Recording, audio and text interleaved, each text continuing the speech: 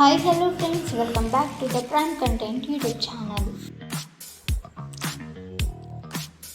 నైరుతి రుతుపవనాల రాక ఆలస్యం కానున్న నేపథ్యంలో తెలుగు రాష్ట్రాల్లో ఎండలు మరో వారం రోజుల పాటు ఠారెత్తించనున్నాయి. ఏపీలో మరో వారం రోజుల పాటు పరిస్థితి ఇలాగే ఉంటుందని రాష్ట్ర విపత్తుల నిర్వహణ సంస్థ హెచ్చరించింది. ఎండల తీవ్రత విపరీతంగా పెరిగిందని, శనివారం వరకు ఎండల తీవ్రత ఇలాగే కొనసాగుతుందని తెలిపింది. మంగళవారం ఏలూరు, కృష్ణా, ఎన్టీఆర్, గుంటూరు, పల్నాడు, బాపట్ల, మార్కాపురం, ప్రకాశం జిల్లాల్లో 45 నుంచి 46 డిగ్రీల ఉష్ణోగ్రతలు నమోదవుతాయని పేర్కొంది.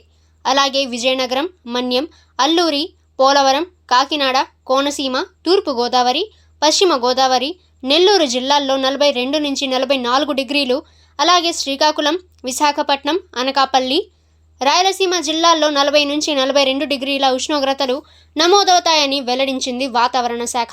అలాగే 26 మండలాల్లో తీవ్రమైన వడగాల్పులు, 137 మండలాల్లో వడగాల్పులు వీస్తాయని తెలిపింది.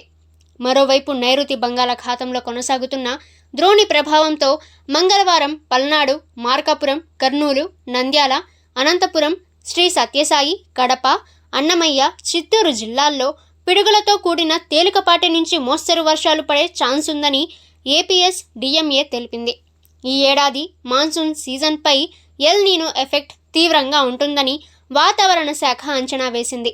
జూన్, జూలై, ఆగస్ట్, సెప్టెంబర్ నెలల్లో ఈ ఎల్ నీనో ప్రభావం కనిపిస్తుందని తెలిపింది. కాగా ముందుగా అంచనా వేసిన దానికంటే నైరుతి రాక కాస్త ఆలస్యమవుతుందని తెలిపింది.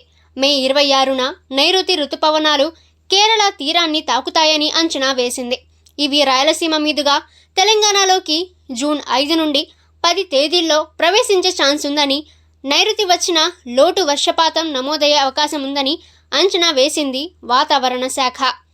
ఇక రాష్ట్రంలో ఎండల తీవ్రత రికార్డు స్థాయికి చేరిందని వాతావరణ విభాగం ఇప్పటికే పేర్కొంది. ఓకే ఫ్రెండ్స్, ఇటువంటి లేటెస్ట్ వెదర్ న్యూస్ అందరికంటే ముందుగా మీరు తెలుసుకోవాలి అనుకుంటే ద ప్రైమ్ కంటెంట్ యూట్యూబ్ ఛానల్ని సబ్స్క్రైబ్ చేసుకోండి.